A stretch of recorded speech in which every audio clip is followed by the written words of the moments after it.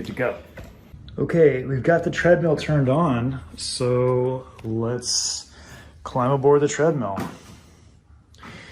Now we're gonna see up here on the console that right now it says EO, which as far as I'm guessing means error. And what's missing and it's not happy about is the tether key. So this prevents the treadmill from actually operating.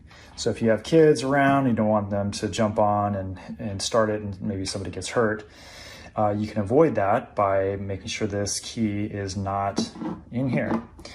If you put that in there, even just lightly, then you make the treadmill operational.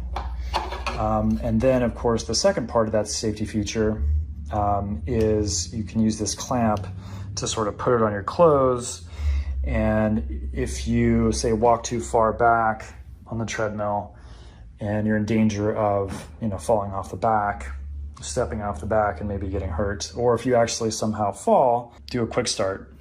You can just hit start, you get a countdown, and we're off and walking.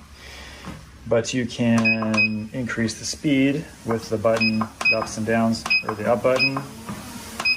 Now we're doing 2.5, just walking, comfortable walk. You could just do this for your workout.